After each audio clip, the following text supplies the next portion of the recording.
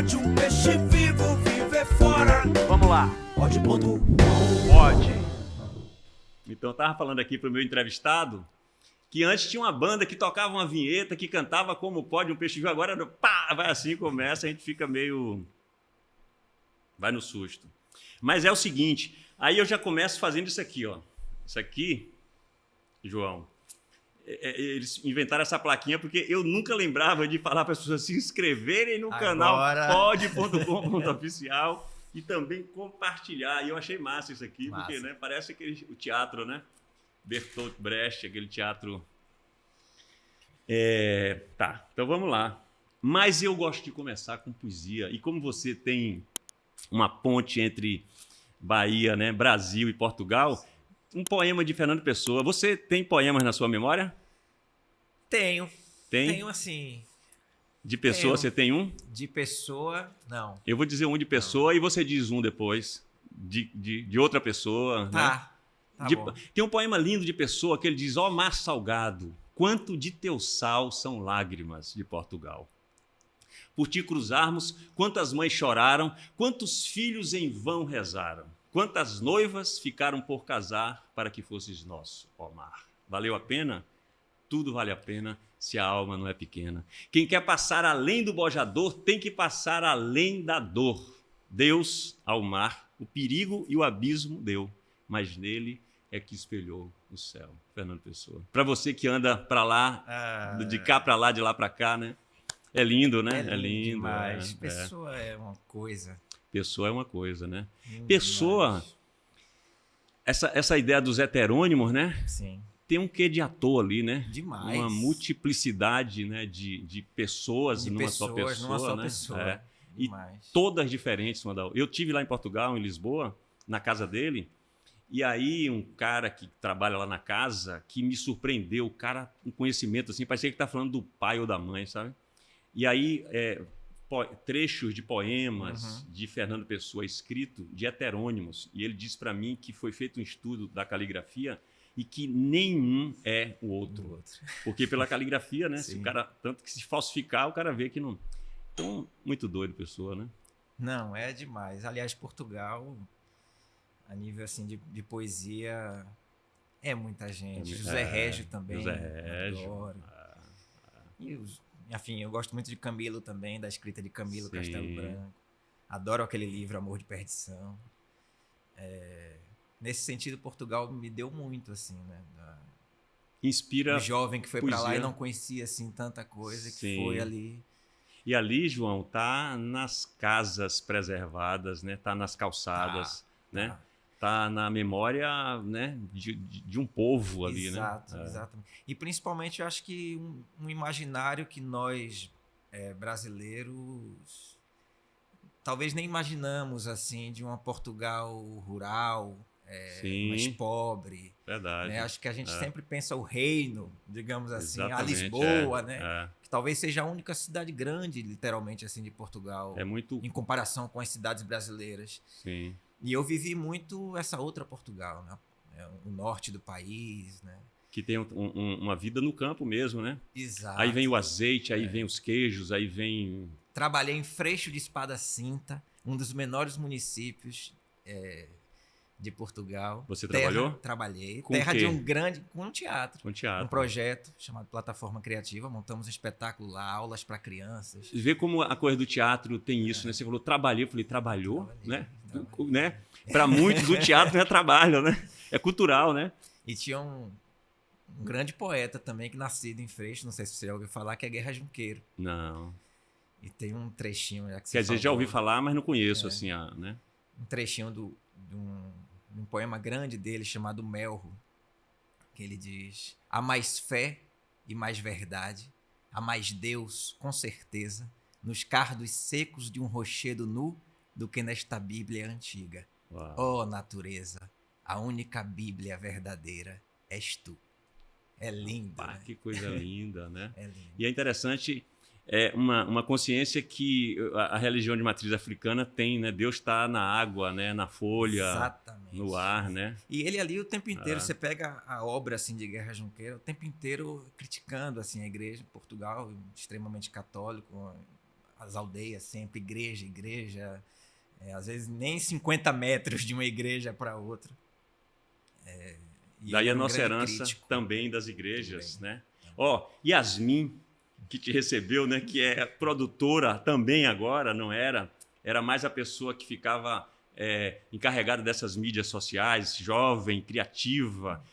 Fez um texto para eu ler antes de conversar tudo isso que a gente está conversando. Massa. Mas como o programa está sempre se reconstruindo, eu nem sei como é que ele será, eu vou ler ele agora. Ok. Arte cênica, comunicação, educação, audiovisual, memória e humor.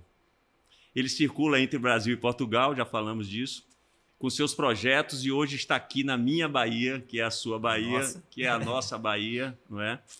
Para nos presentear com a sua presença, com a sua conversa. Então, a gente já começou essa conversa. João, não tem roteiro, é um bate-papo. E, geralmente, eu pergunto, eu tenho uma pergunta que eu faço para todo mundo, que é quem é você, de onde você veio, para onde você vai, certo? Mas eu não vou começar com essa. Eu quero saber de você como é que você lida com a vaidade. Como eu lido com a vaidade. É uma coisa que vai se transformando em mim, assim. Eu ainda me considero um jovem ator. Tenho 15 anos de trajetória. E de idade? De idade 34. E eu vinha pensando nisso. Eu posso dizer que você é um jovem ator porque eu tenho 58 anos. E você é jovem mesmo, Sim, né? Porque eu sim. tenho 58. É porque às vezes tem gente que acha que eu sou mais velho, assim, Sim. talvez pela minha maneira de ser, pelo meu jeito. É um espírito que traz um conhecimento que a gente pode dizer que é velho, no sentido da experiência mesmo. Sim, né? E de ter, enfim, sempre buscado essas experiências desde o princípio, desde quando comecei, desde quando me entendi como um artista criador e entendi que esse seria o meu ofício, né? Isso desde quando que você entendeu isso? Assim, como artista criador, eu me entendi lá para 2012, 2013. Ou seja, bem cedo também, né? Bem cedo, quando eu entendi que dependeria muito de mim, assim, muito mais de mim do que do outro, de que os tempos já estavam mudando, de que eu não seria um ator que ficaria à espera de convites e de ser chamado, que eu poderia criar minhas coisas, que eu tinha um interesse em escrever, que eu tinha um interesse em produzir, em ser dono da minha carreira, em fazer a coisa acontecer. E é isso que eu busco, né? Claro que ali você falou de vaidade, e assim, quando eu era mais jovem, assim, eu falava assim, eu quero estar naquele lugar. A vaidade sempre veio para mim a partir do outro, como um impulso de tipo, eu também quero ocupar esse lugar, eu também quero ter essa visibilidade, ganhar esse prêmio. A partir do momento que você vai... que eu fui me entendendo que tipo de ator eu era, que tipo de artista eu sou, o que eu quero fazer, isso vai começando a se assentar, né? Claro, eu acho a vaidade importante, assim, pra gente principalmente saber tomar consciência do que a gente representa, né? Do que a gente é. Nesse sentido, eu acho que é importante ter ali, saber não ter dúvida daquilo que você representa, né? Então eu me considero assim um vaidoso saudável. Porque a gente tem que dominar a vaidade, Exato, senão ela domina a gente. Não, Você está falando aí sem querer, né? não ter essa hipocrisia também de não, eu sou artista. Não, eu quero conquistar as coisas, eu quero estar em determinados lugares, eu quero que olhem para mim. O reconhecimento ele é importante, né? Assim como, por exemplo, Dona Maria que faz uma cocada e vai querer vender para o bairro, ela quer o reconhecimento, ela quer vender cada vez mais porque o povo vai gostar. Ou seja, é um querer como qualquer profissão, qualquer pessoa. Claro. Você falou uma coisa que aí o pensamento que me veio foi o seguinte: ser ou não ser. Quando você começa a jogar essas sementes aí, né? Que eu sou, assim, para quem está nos vendo aqui, né? Esse cara é tudo isso que ele falou aí, que ele quer ser, né? É um ator que faz acontecer. Ainda mais num país onde os lugares de poder, né, ou as empresas que não enxergam o valor que tem, né, um trabalho, né, da arte, não fazem acontecer. Então, se a gente não fizer por nós, quem vai fazer por nós? Exatamente. Né? Então, aí quando você fala isso, essa consciência que você tem, que você começa a colocar isso em prática, vou chamar a Yasmin aqui, né? Yasmin, porque derramou um café aqui, fazer alguma leitura aqui, né? Eu sinto que é o ser, porque aquele cara que fica doido para estar no lugar que é do outro e tudo, Exato. ele está inseguro, ele não é, né? Ele fica, aí a vaidade pode destruir o camarada, né? Não, totalmente. Totalmente. Eu sempre pensei, você falou ser ou não ser, né? E eu fico também sempre, às vezes, na minha cabeça, assim, enquanto crio, assim, a coisa do entre ser e parecer, né? Que no teatro, as pessoas que não são do teatro sempre tem essa visão. Né? Yasmin mandou Pitoco. Pitoco, Grande desculpe garoto. aí, mas é bom que Pitoco aparece aqui. Um percussionista maravilhoso e palpa toda a obra. Grande figura. Obrigado, Pitoco. Ela, filho. Viu? Aqui. Que emocionado aqui, conversando com o João. Nada, E pá, fica- tá aquele... dá uma tapinha. Veio preparadíssimo. Rapaz. Beleza? Valeu, meu rei, Beleza. obrigado. Ser ou parecer, né? Entre ser o parecer. Porque as pessoas que não são da arte ficam, às vezes um olhar, né, de que o teatro é o lugar o ator que parece. Não, sempre fica dentro de mim essa contradição. Não, eu não quero parecer. Né? Eu sou ali naquele momento, eu sou. Porque parecer é algo, me parece, tão superficial, né? Querer parecer ser algo que você não é. Que você não que é. coisa triste. A pessoa pode viver essa ilusão a vida toda, Exato. né? E às vezes o que ela é bem diferente daquilo que ela quer ser, né? Exato. E ela não descobre, está ali dentro dela o potencial para ser a coisa mais simples do mundo. Desde que ela faça com maestria, ela vai ser Exato. mestre naquilo, né? Que ela faz, né? Aí, João, assim, você é um jovem ator, não só ator, né? Uma pessoa de teatro, né? Que se desdobra em várias funções que o teatro, né, oferece, que é um espelho para mim. Assim, eu me miro muito, porque assim, eu quero chegar aí nessa capacidade que você tem de poder realizar as coisas, de não ficar à mercê de um convite ou de um diretor, ou de um produtor, ou de uma emissora, ou de um diretor de cinema, ou sei lá do que, né? Porque e eu penso assim, que quando nós tivermos a capacidade de sermos como você é, nós na maioria, vai mudar um pouco esse jogo aí, né? Sim, agora você veja que coisa engraçada, né? Como a memória é maravilhosa. Ninguém começa a fazer absolutamente nada sem ter referência, sem ter outras pessoas que vieram. E, inclusive pessoas que nós não conhecemos. Mais cedo, antes de começar a gravar, estávamos aqui falando de Arildo Deda, uma grande figura do nosso teatro. Você falou de Mário Guzmão, seu mestre, que eu não conheço. E para mim, que sou uma pessoa ligada à memória, é impossível olhar para você e não lembrar, né, de Mário Guzmão. E quando eu comecei, eu tinha você como uma grande figura, um ator que vai lá, que fez TV, que faz teatro, que é dono da sua carreira, que faz podcast, que apresentava programas, que era apresentador, que tinha um leque.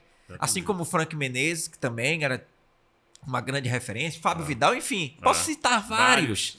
Vários. Que se desdobram, né? E ali eu vou pescando coisas, né, de cada um, como essas nossas referências do lugar que a gente começa é importante e nos impulsiona. Você trouxe uma coisa aí que eu tenho pensado ultimamente, porque é o seguinte, exatamente isso, quando a gente chega, já tem uma galera que veio antes da gente e que a gente não viu. E muitas vezes a gente nem tem referência dele a depender da distância que ele está na história, né? E Fernanda Montenegro fala uma coisa bonita, ela falou pra gente lá na Pedra do Reino, quando a gente foi gravar na Paraíba, com a direção do Luiz Fernando Carvalho, e levou ela para trazer uma fala inspiradora. Ela falou um monte de coisa bonita. E uma coisa que ela disse é exatamente o que você está falando, assim, quando você vê um ator, quando eu vejo João no palco, João traz tudo que ele viu. E até o que não viu, né? Exato, o que eu Como vi, você falou, né? Você não conheceu Mário Guzmão, mas por mim é capaz de você conhecer Mário Guzmão. Com né? certeza, com certeza. E isso é muito bonito. Aí, João, eu quero saber o seguinte, você novo no teatro, porém já com uma bagagem, né? Uma bagagem com uma substância que às vezes é maior do que muitos que têm mais tempo do que você. E eu sinto que nos dias de hoje tem um monte de jovens chegando sem reconhecer essas pessoas que chegaram antes. Aí a minha reflexão que eu quero que você traga alguma coisa é no sentido de que, quando Mário Guzmão passa para mim um bastão, ele trouxe da mão de outro, que veio de outro, de outro, de outro. Essas pessoas que não reconhecem a gente, né, que é mais novo, eu que sou um pouco mais experiente, você que é mais novo ainda, que dirá um Mário Guzmão, um marido e tal. Que bastão é esse que eles vão passar lá na frente, se eles não reconhecerem? Porque o teatro, nós estamos aqui dando continuidade a uma história que começou... Já começou, claro. Há muito tempo, né? Como é que você vê isso, assim, esse povo mais jovem hoje? Porque estou perguntando porque você tem essa conexão com essa galera, por ser jovem. Sim. No que você traz, parece que com o frescor e o vigor de quem está fazendo pela primeira vez. Sim. É muito boa essa pergunta, porque eu tenho uma experiência contraditória com as pessoas mais jovens assim, digo de 15, 10 anos mais novas do que eu, que estão realmente começando. Porque eu tenho dado bastante oficina, né? E quem procura as minhas oficinas são essas pessoas jovens, tanto no interior, quanto na capital, quanto em Portugal, enfim. E tem uma vontade, uma gana nessa juventude de querer fazer, de querer trocar, de querer aprender. E ao mesmo tempo a gente tem referência desses outros jovens que não... Dessa dispersão total, de que o mundo é outro, de que eu sei fazer aquilo que vocês não sabem, que é rede social, e não dependo disso, não sou cria de ninguém, né? Que a gente falava lá, eu sou cria... Contraditório é o que a gente está trazendo aqui, né? Exato. E ao mesmo tempo, eu vejo um pouco perdido, assim, essa juventude, às vezes, nesse sentido... Para ser generoso, você fala um pouco, né? Porque totalmente perdido. Perdido no que talvez queira, porque às vezes o que é que acontece? Isso eu tinha muito, muito claro assim, no meu início, que eu não sairia de Salvador, pois me formei, vou para São Paulo, vou para Rio de Janeiro, eu não tinha essa coisa de eu vou para lá porque é lá que está o dinheiro, é porque é lá que está a visibilidade. Sem ser ninguém no sentido assim, eu tinha essa vontade de dar meus passos, de produzir, de trabalhar com os diretores da minha terra, de criar minhas experiências, de fazer uma residência como fui fazer em Portugal e estabelecer uma conexão, de me sentir ator que tem experiência, né, que tem ali, que galgou alguma coisa, que foi fazer festival, que foi montar espetáculos. Porque eu acho que essa idade entre 19 e 24 anos, a gente está cheio de vontade, cheio de sonho na cabeça e não sabe muito bem para onde se agarrar. E aí mora um outro perigo, que é o que eu falo hoje em dia, e tem um comentário que eu acho que talvez já dê um salto de assunto, assim, que é o sonho para o jovem ator, ele é muito complexo dentro da desigualdade que a gente vive. Porque, às vezes, o sonho é o sonho de trabalhar com o diretor tal, com a diretora tal, numa grande produção, por exemplo, no musical. E aí a gente vive essa desigualdade de aceitar, às vezes, trabalhos que não são bem pagos, né? Que nós vamos doar nossa vida, nossa criatividade para enriquecer o outro. E as grandes produções. E aí entramos nessa desigualdade de, poxa, você vê diretor, diretora, produtor, produtora, não se faz teatro sem ator, nas entrevistas todo mundo exalta o ator. Eu estou dispensando essa exaltação. Eu quero a exaltação no orçamento, né? E aí quando se é jovem, às vezes você tá ali, faz, e quando você fez 3, 4, não sei o quê, ok. E depois, tá sempre reclamando. E às vezes porque não consegue avançar. Não, e às vezes é difícil fazer com que seja do jeito justo, porque ele já está fazendo daquele jeito e ninguém vai querer dizer, hoje eu tenho dinheiro para pagar o que você merece, né? Não, isso é fantástico, porque é cruel, né? Cruel. A pessoa tem que saber o que escolher, né? E aí você escolhe, eu penso que o caminho que tem que ser mesmo, escolher, construir um lastro para que você seja cada vez mais capaz dentro dessa profissão que é muito complexa, né? Assim, ela quer cada vez de você mais, né? Sim. E que exige da gente hoje ser ser múltiplo, né? Se desdobrar se para desdobrar, sobreviver. Inclusive para sobreviver. Né? Exatamente. Então, você trouxe essa coisa aí que, por exemplo, eu, com 24 anos, eu fui convidado para fazer uma novela. Aí eu estava na fila da Rede Globo, da Rede Globo é ótimo, na fila de um banco, que era só para funcionário da Rede Globo, para pegar o meu talão de cheque. Eu estava de óculos escuros, então eu chorava. E ainda bem que eu estava de óculos escuros, porque ninguém me via. Chorava de alegria? Eu chorava porque eu pensava assim, eu venho de um teatro de Itabuna durante 6 anos, com Mário Guzmão, um teatro popular, um teatro que fazia em tudo quanto é canto, inclusive na rua. E principalmente na rua. Eu estreiei numa praça pública. Aí entro na escola de teatro, com 2 anos e meio, a gente viaja para Rio, São Paulo, eu fui jubilado porque a gente foi ficando em cartaz lá. Aí eu chorava porque eu sabia que eu ia criar ali uma nova identidade que, pelo meu conhecimento dessa coisa da mídia, ia matar a minha identidade de ator popular de teatro de rua. Viagem. Com um detalhe, eu passei muito rápido para Salvador. Eu sou de Itabuna, passei 2 anos e meio aqui. Então eu não vivi essa cultura soteropolitana, a cultura do preto, do indígena e dos europeus, e essa mistura.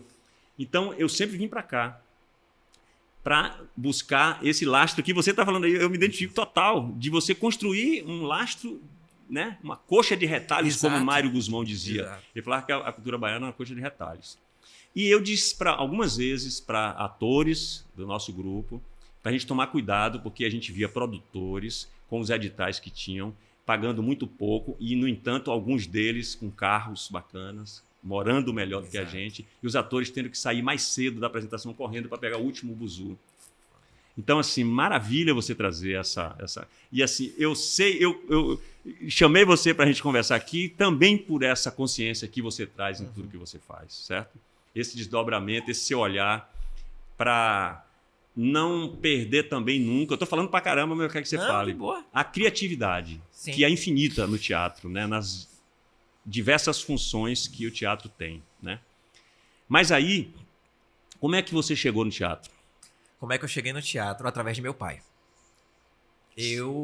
Qual é a profissão do seu pai? Meu pai é um coronel da Eu tô Polícia perguntando, Militar. sabendo. Meu pai é um coronel da Polícia Militar, aposentado. Né? Eu não fui um bom aluno na escola. Chegou um momento assim que eu já nem me identificava, né, com a escola. Dei um trabalho danado. Perdi o ano na 8ª série. E aquele não fui bom aluno, mas era boa pessoa.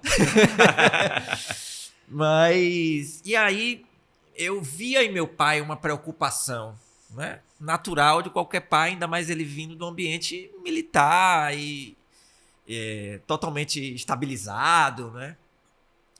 E quando eu terminei ali, eu vivi aquele momento de perdido mesmo. Não sei o que eu vou saber fazer da vida. Não faço ideia.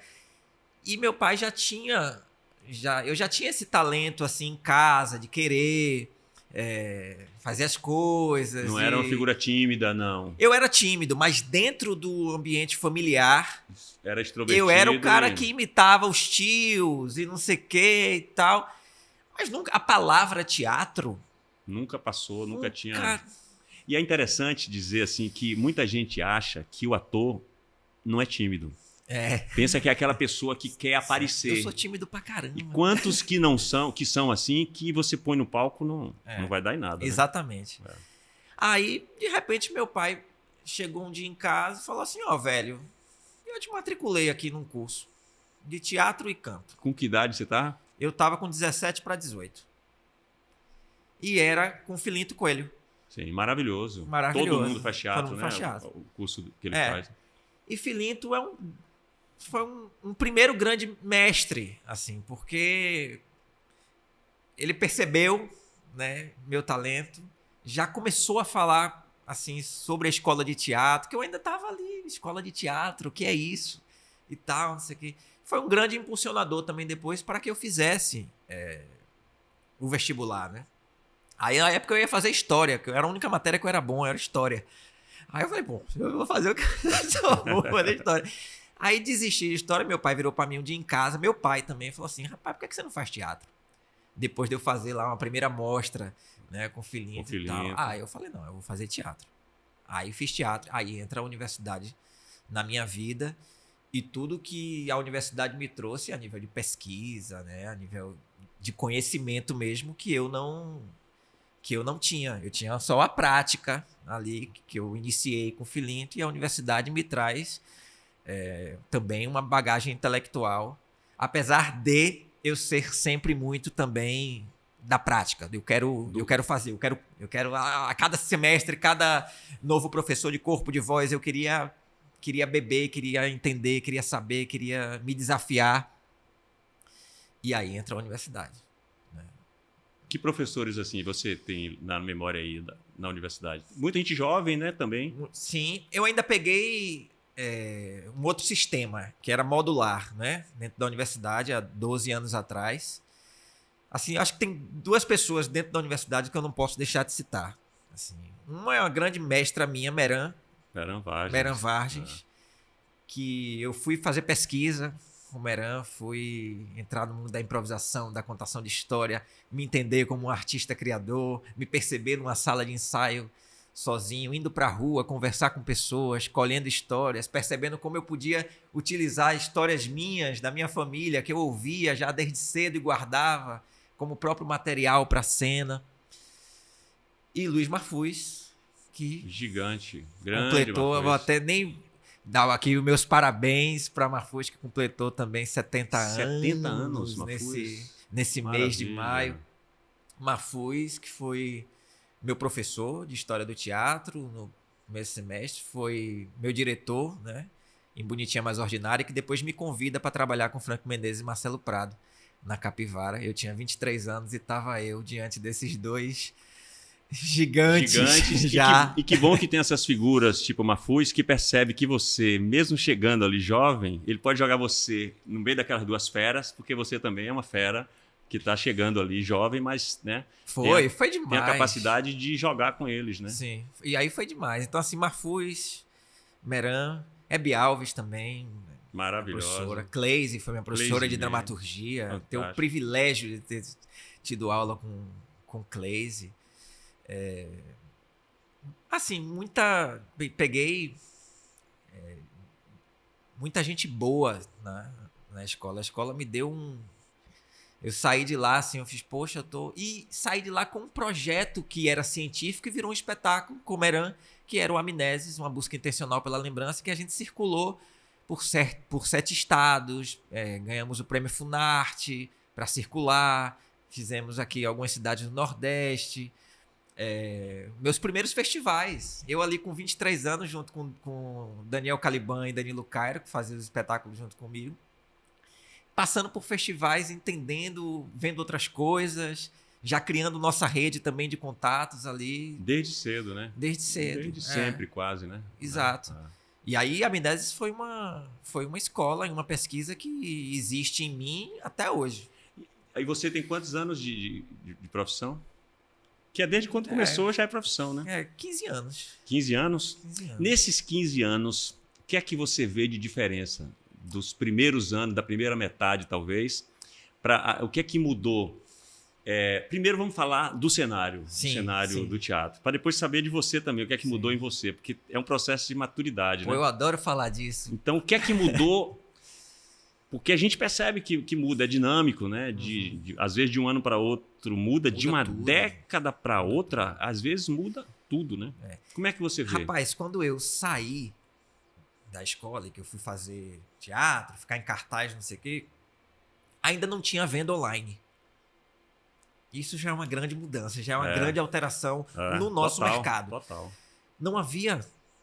A gente, por exemplo, Bonitinha Mais Ordinária, que Marfuz dirigiu, que assim, era uma peça de formatura, que fez a gente foi... Rose Lima chamou a gente para fazer Sala do Coro, e era ingresso esgotado, tinha cambista na porta. É tão bom, né? Quando o ator... Porque na música tem isso, né? Que já é mais frequente. Mas quando fala assim, tem cambista vendendo uma peça de teatro nossa, né? À toa aqui da Bahia, Exato. É uma alegria. Ficamos em cartaz no Teatro Gamboa, com Amnésis, quartas e quintas, isso em 2013. E o público aparecia. Não existia essa preocupação de, assim, quer que já ter vendido? Existia um público espontâneo que eu acho que nós perdemos. Não sou contra a venda online, não, pelo amor de Deus. O que a grande diferença que eu tô querendo chamar a atenção é que hoje eu acho que tá tudo muito também controlado. A própria venda. Não, a pessoa acha que vai estar sempre esgotado, que ela se estiver na rua e decidir ir pro teatro, ela não vai conseguir, porque ela tem que ter o ingresso com antecedência, e tudo fica muito, muito certinho, já não tem aquela coisa, eu tô passando por aqui, poxa, hoje tem não sei o que ali. E aventurar para ver se vai ter. E eu percebo muito isso com Foi Por Esse Amor. Que quando começou essa coisa de Simpla, a gente botava no Simpla, eu vendia 20 ingressos no Simpla, eu em cartaz no SESI, eu vendia 20 ingressos no Simpla, eu sabia que era casa cheia. Rapaz, 20 ingressos vendidos online. Hoje em dia, eu fico assim, tenho que vender 70, 80. Para poder garantir o mesmo público que, exatamente. Porque antigamente ainda tinha.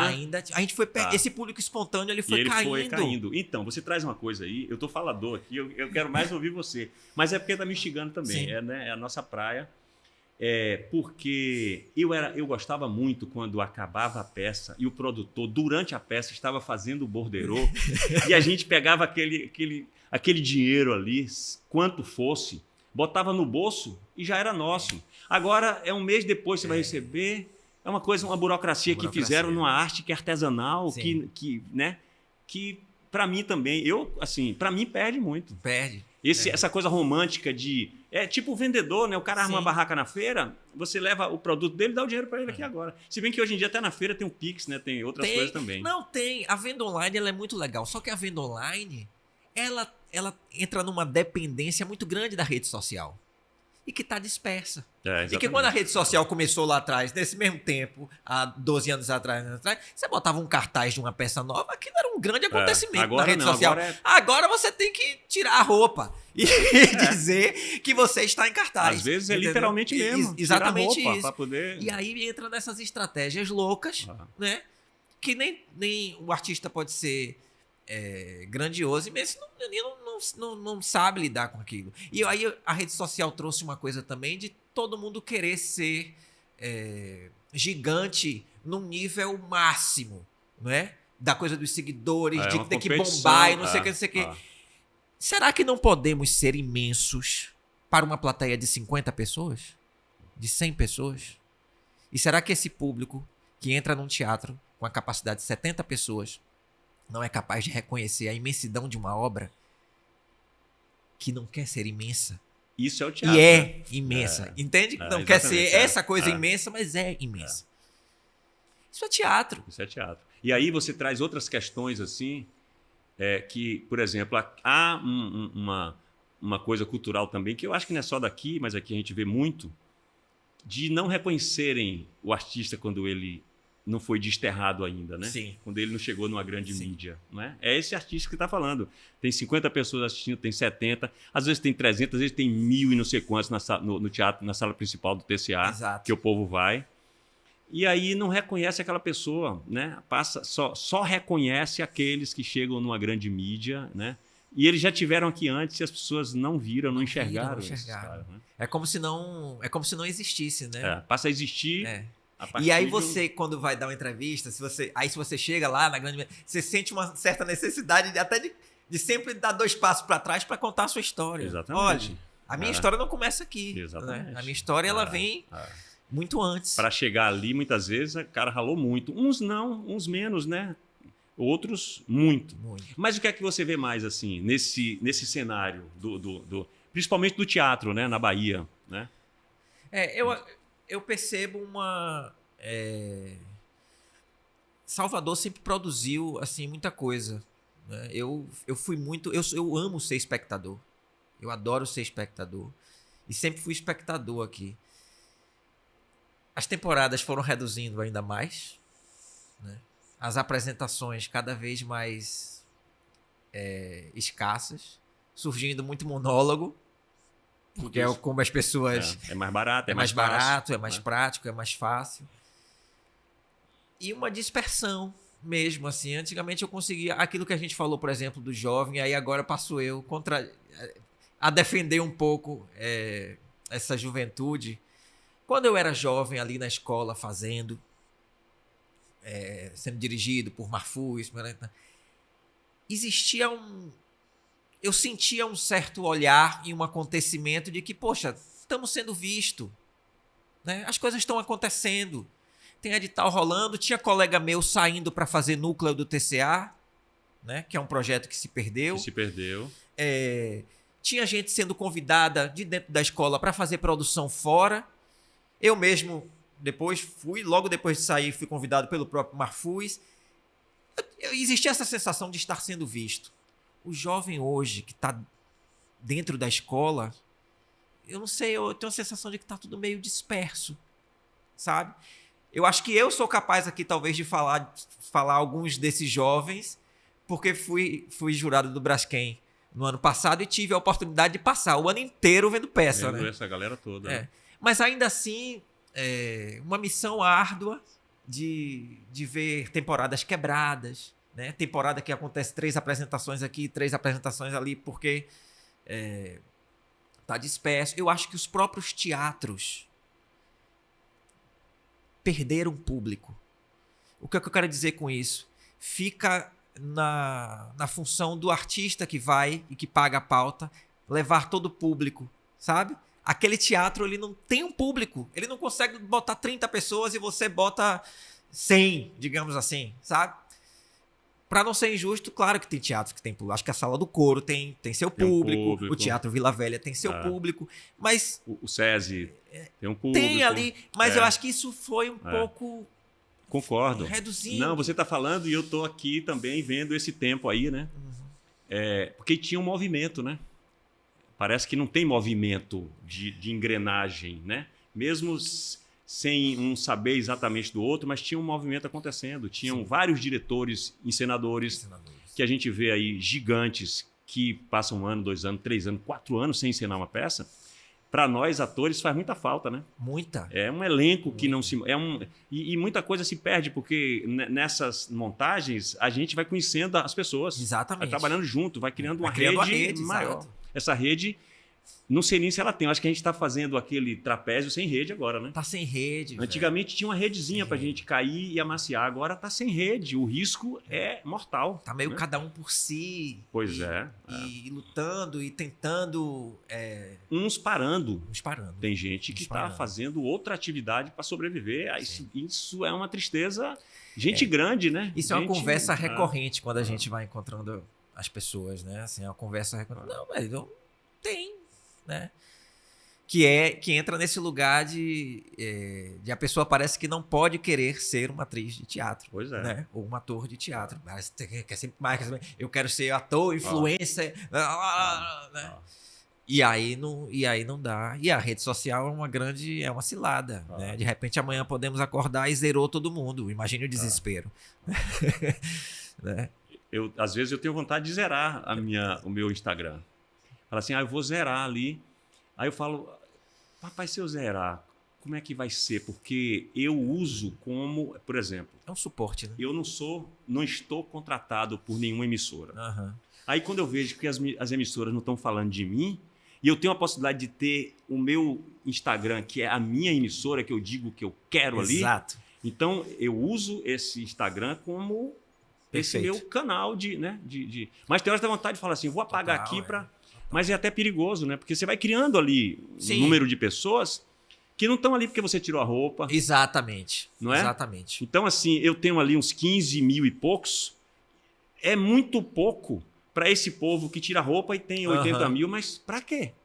Isso que você falou é muito legal. Porque vai se criando ali, às vezes, um público fiel, que quer realmente saber onde é que você está. Aí você vai e faz uma apresentação. Eu costumo até dizer que eu estou nas redes sociais. Eu não tenho... foi por esse amor mesmo que é o espetáculo que eu faço com meu pai. Não tem rede social. É a minha rede social, onde eu divulgo as coisas e tal. Eu vou fazer lá, eu faço em Jiquié, faço em Paulo Afonso, sempre falo, se quiserem acompanhar e tal, não sei o quê. E aí vai crescendo. E aí vai as pessoas chegam a gente, né? E tal, para as pessoas saberem, né, o que eu tô fazendo e tal. Agora, uma coisa é real, assim. Eu, às vezes, me faço uma pergunta assim, porque às vezes vem, ai meu Deus, será que eu tenho que fazer vídeo? Será que eu tenho que fazer... A gente fica nessa, será que eu tenho que fazer assim? Será que eu tenho que fazer assado? O que foi que a rede social me deu de trabalho até agora? A mim, nada. de trabalho, assim, que chegou da rede social. Eu vi seu vídeo e eu quero lhe contratar. Então foi o meu trabalho na vida real que tá me movendo, entendeu? Isso não quer dizer que eu vou deixar de fazer, eu de vira e mexe, faço meus vídeos, faço um vídeo ali, boto a boca no trombone pra fazer desabafo e tudo mais.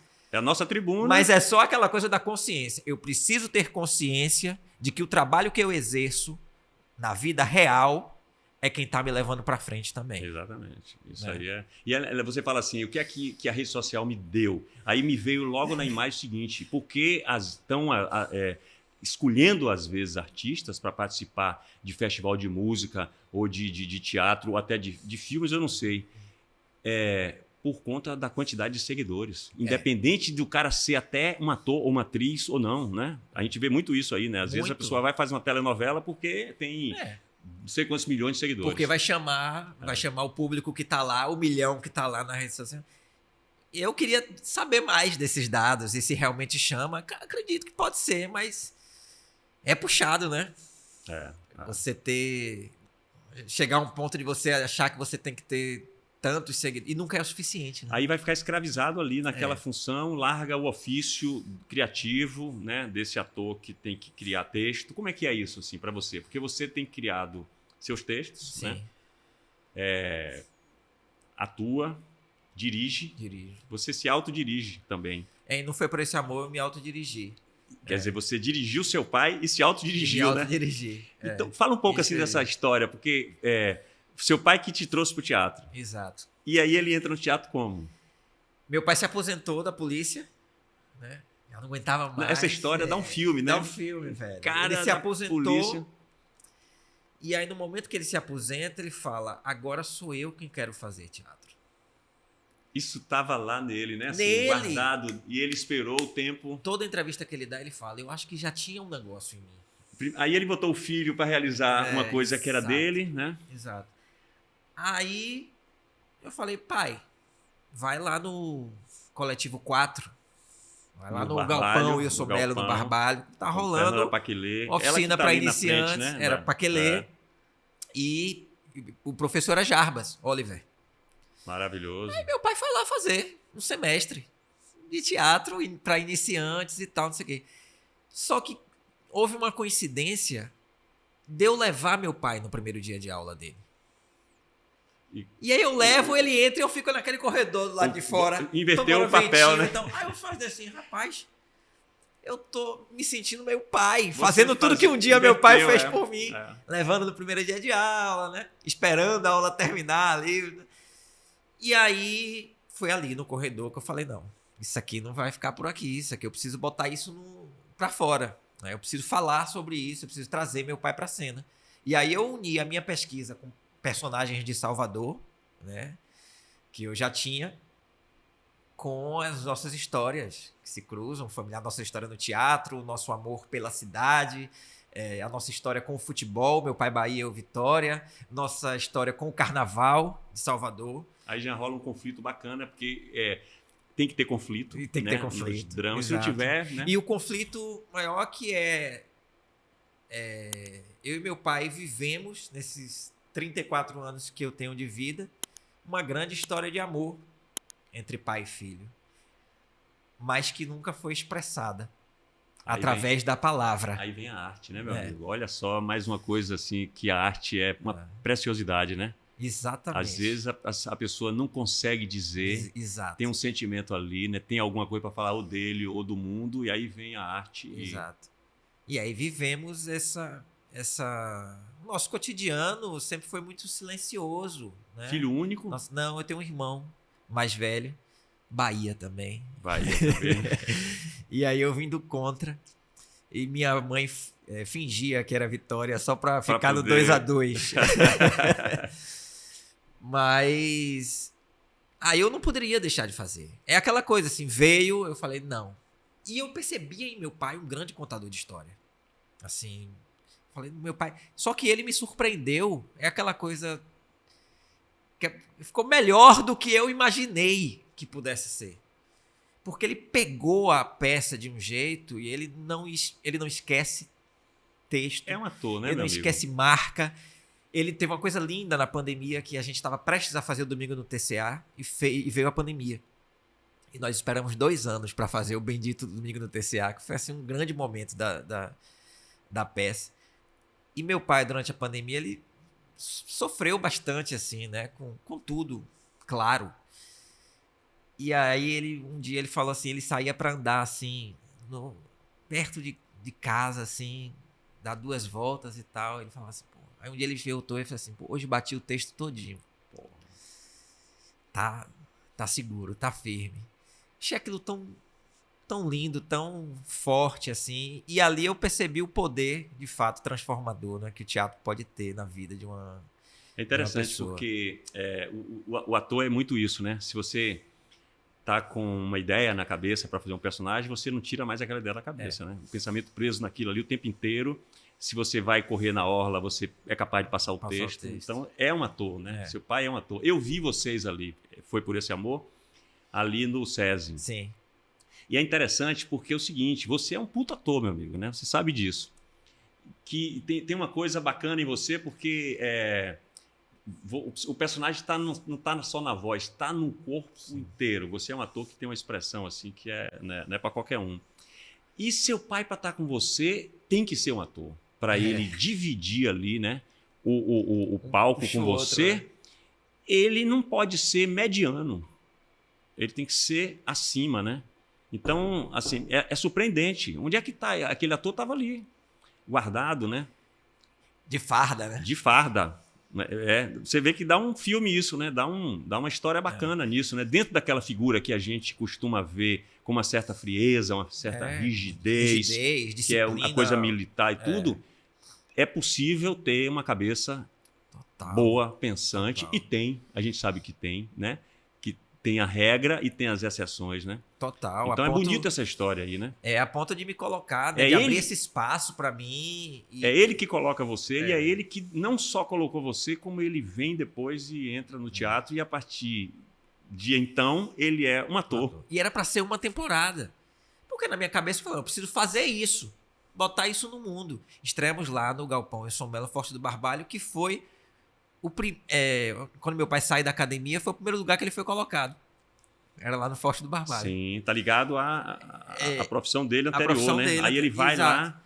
Aí ressignificou, né? Totalmente.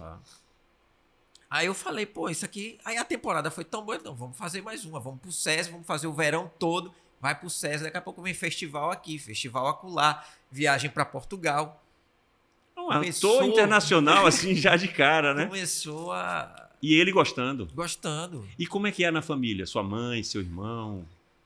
Rapaz, você sabe que eu não consigo imaginar a nossa história, assim, o nosso núcleo familiar, eu, meu pai, minha mãe, meu irmão. Sempre foi por esse amor. Já não me lembro, às vezes assim, não me lembro como era antes de Foi por esse amor. É tão...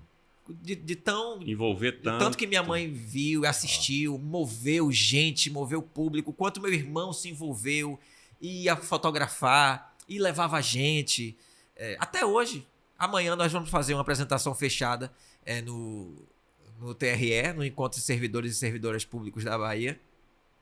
E o meu operador de som não vai poder estar, e quem vai operar som é meu irmão. Tá crescendo aí a trupe, É a né? segunda família, vez que ele... Daqui a pouco sua mãe entra em cena também. Agora você sabe que essa minha experiência já de 10 anos de idas e vindas em Portugal, teve uma coisa também de lá que me inspirou muito a fazer o Foi por Esse Amor, que eu trabalhei na produção de alguns festivais lá, né? Festival Encontro de Palhaços do Mundo, lá em Portugal. Na Feira de Teatro de Bonecos e Formas Animadas e tal. E eu via as companhias espanholas, né, que iam, por exemplo, para a Feira de Teatro de Bonecos, e iam numa... Eles chamam lá de carrinha, né, tipo numa van, menino, criança, esposa, todo mundo era bonequeiro, né? A família toda estava envolvida, montava o cenário, o outro era o manipulador e tal. Ficava, que coisa interessante essa coisa da família inteira Tem um carroça de dedicada. mamulengo, né? No Brasil, no Nordeste, que é uma Sim, família, né? É uma família. Aí eu fiquei Mas é nessa coisa. é uma família. Claro que deve ter Deve ter algumas outras, né? claro. Acho que tem outras. No Mas lá é uma teatro coisa também. cultural, né? O circo também tem muito isso. É. Mas eu ficava assim, pô, velho, que negócio massa, uma companhia familiar, né? E eu meio que vivo isso com meu pai há 6 anos, né? Como Foi Por Esse Amor. Esse ano nós vamos pela 3ª vez a Portugal para um outro festival apresentar. Então, aí você está falando desse cenário lá que é Portugal. Sim. Como é que é, assim, você fazendo um paralelo com o que a gente está vivendo hoje e o que já é também há muito tempo, né? Eu sinto que o teatro aqui na Bahia, ele fica sempre muito aquém do potencial que ele tem. Aham. Hoje em dia, no que depende muito mais de governo, de ações, de instituições e de empresas do que dos atores, né? Sim. Os atores estão sempre aí, e até crescendo, né, um número de atores. Lá é diferente, né? Lá é diferente. Eu fui muito mais público e espectador aqui do que lá. Lá acabei tendo mais essa experiência de trabalhar mesmo, dos projetos.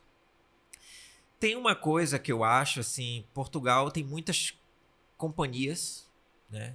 E pequenas companhias, pequenos teatros, que têm seu público e que movem as suas comunidades. Tem um dado muito interessante que nós perdemos completamente aqui e que em Portugal se mantém e que eu acho muito importante e fundamental, que é o teatro amador. Essa diferenciação, né?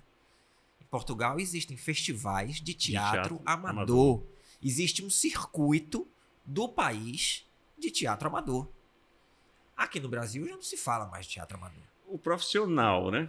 O teatro profissional já não tem, né, tanto suporte Isso que eu ia dirá falar. o... Então, assim, a coisa aqui se deu uma misturada, né?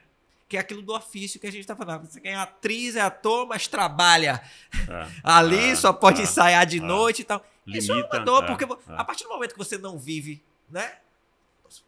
O que é que lhe dá o ofício? É você viver do ofício, né? Então, acho que a gente aqui, diante das nossas dificuldades, das nossas desigualdades, isso foi meio que se perdendo. O teatro amador ficou enfraquecido e acabou-se. E é de onde surgiam pessoas para subir. Não que seja assim, né? Não é uma necessidade. Eu costumo dizer que eu sempre fui profissional, desde amador, e nunca deixei de ser amador sendo profissional. Perfeito. Até pelo mistério da palavra mesmo, amador, né? Exato. Amar aquele ofício ali, né? Mas você trouxe uma coisa que eu acho interessante também, João, que é o seguinte: companhias, teatro é família, né? Mesmo quando não é a mesma família de sangue, aí como a sua família daqui a pouco vai virar uma trupe de teatro. Está virando, né? O que eu acho muito bonito, porque há também um preconceito quanto à questão familiar de artistas, né? Acha que é um porra louca, né?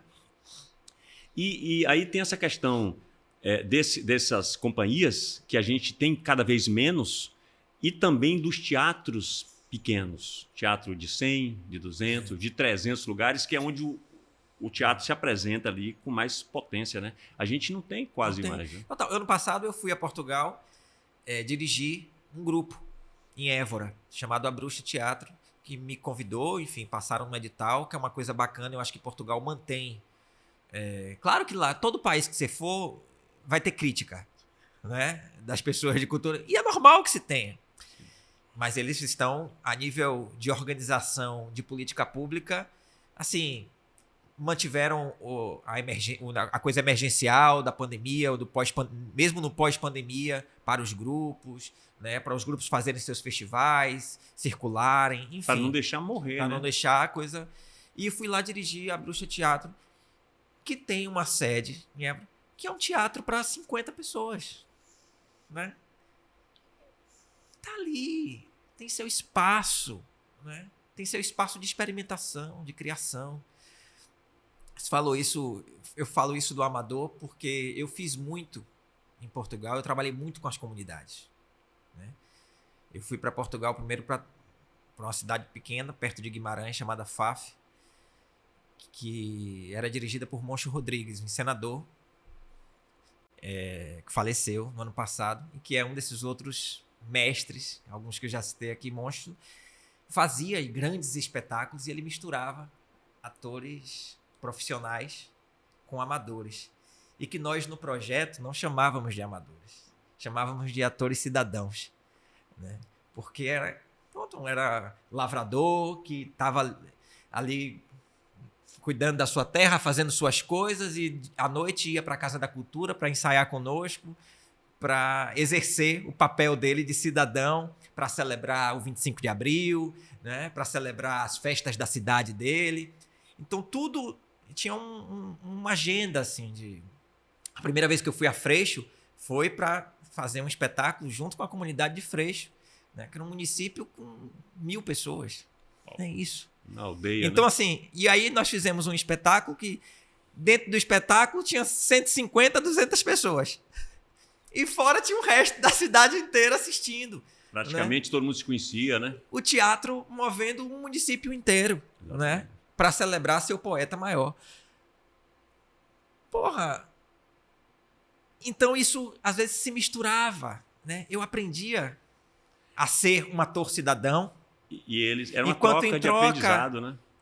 Eu regia um aquecimento e eles falavam, pô, esse aquecimento ajudou pra gente, né? Aí eles começavam a querer, inclusive, os grupos amadores às vezes chamam, convocam diretores profissionais para dirigir seus espetáculos, e os diretores profissionais vão com gosto, porque sabe que ali tem disciplina, organização, talento, vontade, né? De fazer, vontade, né? de fazer, de brincar com o brinquedo, exatamente, né? De brincar. Então esse meu exercício com teatro comunitário em Portugal somou muito no artista que sou hoje, e de entendimento, voltando à vaidade, de entendimento de que todo palco ele pode ser grandioso. A palavra que eu estava pensando aqui era grandeza, assim, né? Né? Todo lugar, né? Todo lugar. Quando eu me vi na Póvoa de Lanhoso, em Portugal, numa casinha de pedra, num palco mínimo, que a gente ia fazer lá um conto andarilho, e Moncho vira pra gente e fala assim: olha, eu vendi um espetáculo de 45 minutos, o conto tinha 20. E agora, né? Os outros 25 vocês inventam. Inventa, eu tava em pânico e puto ao mesmo tempo com ele. Pô, como é que eu vou entrar em cena e o cara me diz um negócio desse? E aí, como resolve? Primeiro, que eu achava que não ia dar ninguém. Faltava 5 minutos, não tinha ninguém. De repente, todo mundo aparece. Com vinho, cavacas, pra molhar no vinho Porto e comer. Mesa, menino, cachorro, papagaio, idoso. Teatro todo grego, mundo, né? Teatro grego era assim, né? Todo mundo ali pra celebrar. E tome-lhe o conto a começar. E quem disse que eu queria acabar?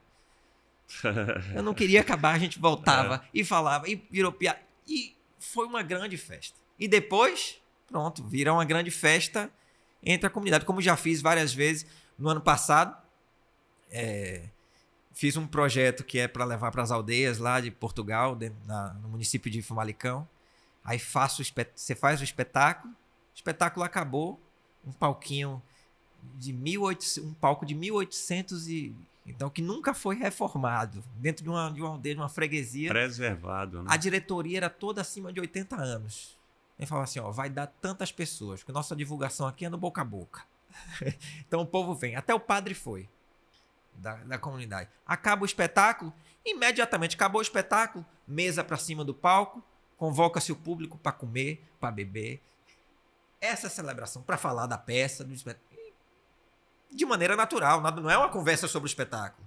É para celebrar. Pra celebrar. Vivemos aqui uma noite de celebração e vamos embora celebrar. E assim, aí, depois de ver um espetáculo que deve inspirar para muita coisa. Exato. Que muda, tira o cara daquele lugar ali do cotidiano, do trabalho, do cansaço e tudo, leva ele para e às vezes um uma espetáculo iluminação, né? que ele nem esperava, né? Não imaginava. E às vezes não quer nem saber o que é que vai ver. Isso é bacana também, porque não né? vai, às vezes, só pela... Não tem uma referência, eu vou ver porque fulano... Pode ser que tenha gente que vá pela sopa. Pois é. Entendeu? Pois é. E o teatro é isso, né? O teatro proporciona isso, proporciona né? Esse encontro aí, né? Esse aconchego, esse calor. Então já me deu essa noção, assim, de como quero fazer. legal assim ouvir você falar isso, que é mais ou menos como eu imagino, como eu fico vendo as suas postagens ali. Você está aqui, daqui a pouco você está em outro lugar, você está aqui no Nordeste, em vários lugares, Sim. você está em Portugal e tudo. E assim, aí eu sinto falta aqui dessa coisa que em algum nível não tão assim. Nós já tivemos aqui, quando você fala que faz falta esse movimento que já teve, Sim, que sim. dispersou. Sim. Então, assim, a gente. Aí vem na minha cabeça agora. A gente falou de letra público, desculpa, a gente Sim. falou de público. O próprio Teatro 18 teve seu público e Acabou. sempre viveu aqui no meio imaginário. Acabou, né? Assim, praticamente vai ter que refazer, né? Exato. Me veio na mente aqui, eu falando isso, aqui tudo parece que ainda é construção e já é ruína. A gente estava ainda em construção de um processo muito bonito. Eu lembro que eu estava fazendo uma novela na Manchete, meu pai na novela era Roberto Bonfim. Aí estava acontecendo isso que esse cenário que você descreveu aqui, estava acontecendo. Eram alguns elencos, algumas peças em cartaz, simultaneamente, com grandes atores. Muitos deles agora estão fora, fazendo carreira solo e tudo. Mas aconteciam várias montagens, vários diretores e tudo. Aí Roberto Bonfim percebeu isso de lá. Isso chegou para lá, né? Para São Paulo, para Rio. Aí a gente falou assim, Jackson, eu falei que eu estava vindo fazer uma peça com o Márcio Meirelles no bando. Ele falou, se tiver alguma coisa lá para mim, me chame. Imagine quando é que você vai ouvir um ator que tem uma carreira consolidada nas grandes mídias, na televisão e tudo, querer vir para uma Bahia, porque ele percebeu que estava tendo esse movimento. Sim. Né? E aí a gente agora parece que está num hiato assustador, né? Porque tem gente que está deixando, tem gente que, né, que não está fazendo, que está parado. Está fazendo o quê? O que é que você faz quando você não está fazendo teatro? Pergunta agora para você. O que é que você faz quando você não tem teatro na cabeça? Sabe assim? Quem é você quando você não está fazendo teatro? Eu sou muito, quando eu não estou ali pensando em fazer teatro, eu sou muito baixo vendedor. Eu estou tentando vender o meu teatro. Mas tenho feito um exercício muito grande de perceber também que não pode ser só trabalho, né? Que não pode. Eu sou muito movido ao trabalho. Eu estou sempre pensando, eu estou sempre. A escrita tem me. Eu sempre gostei muito, desde quando trabalho com Meran, de escrita intuitiva, de escrever, de pegar e sair escrevendo. Botando para fora, intuitiva mesmo, como um diário. Né? E agora, de pouco tempo para cá, assumi isso de uma maneira diária mesmo. Uma disciplina isso, aí, né? Isso tem organizado a minha mente. Isso é bom. Isso tem organizado, assim, muito. Alguns escritores falam isso, né? Que não é só uma inspiração.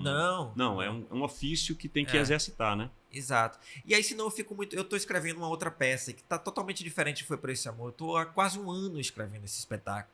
E estou gostando de escrever. E Foi Por Esse Amor eu escrevi em um mês. Eu digo um mês assim, parece que veio tudo em um mês, mas tinha. Eu te perguntei o que é que você não faz quando está fazendo teatro, e você está me respondendo que está fazendo teatro. Exatamente. Para você ver o quanto é difícil. Quando eu perguntei, eu lembrei, eu não lembrei primeiro não, mas eu lembrei assim que eu perguntei, que fizeram essa pergunta para Clarice Lispector, quando ela não está escrevendo. Ela falou que está morta, né? Assim, para a gente entender a dimensão do que é esse ofício, né? É isso, eu vou falar sempre que eu estou fazendo nada, mas estou pensando ali.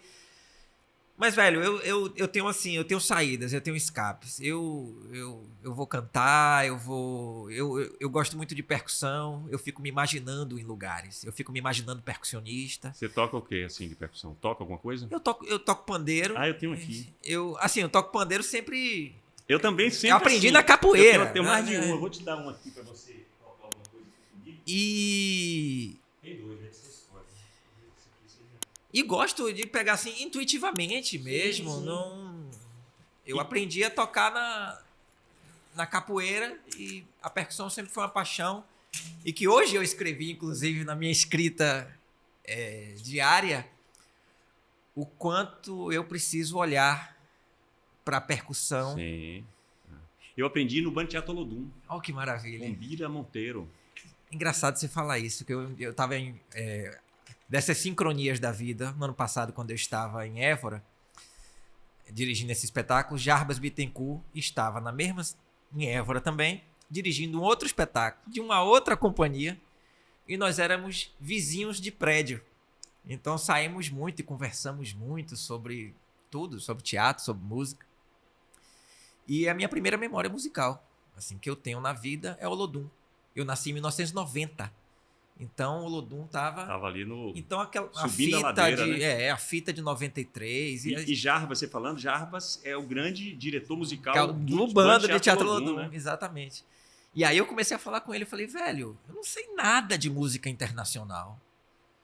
Assim, em 90, eu tava no Olodum, assim, eu olhava pra Tonho Matéria e aquela performance, Genial, Germano Meneghel, genial, eu sabia tudo do Olodum.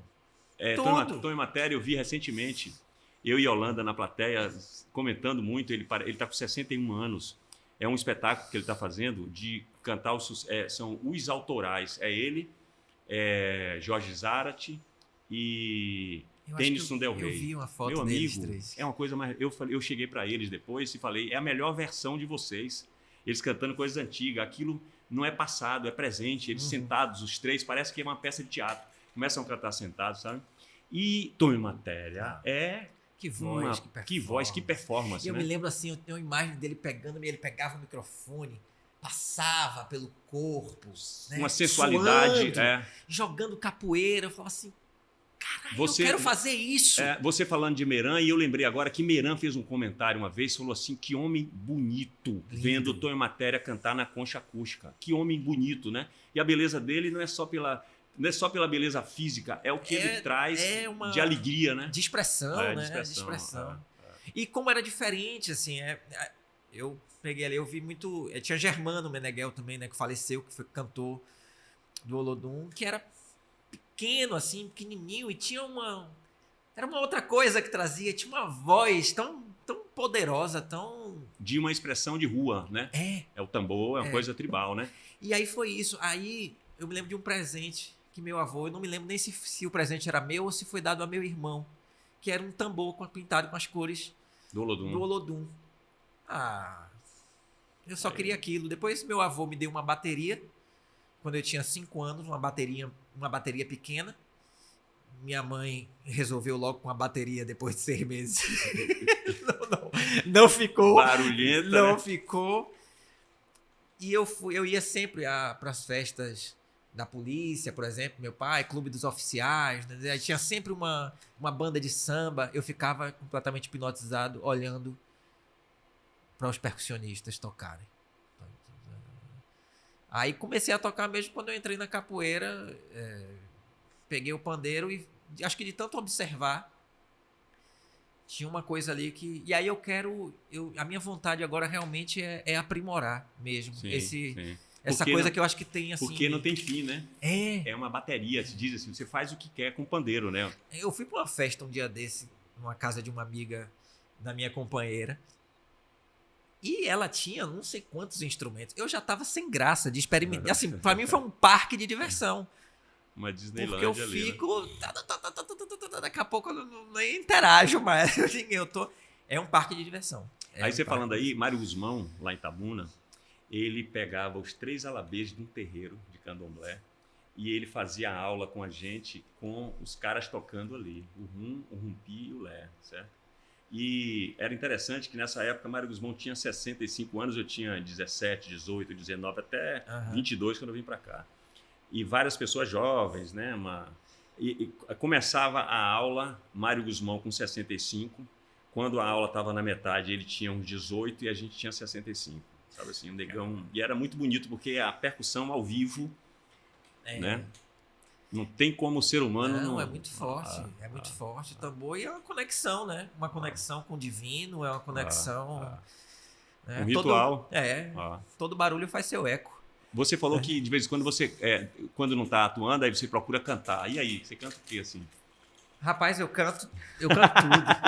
Eu canto samba, assim... Canto cantor de chuveiro, né? Sim, mas Porque a minha primeira vontade infanto-juvenil, assim, do que você quer ser... Era cantor?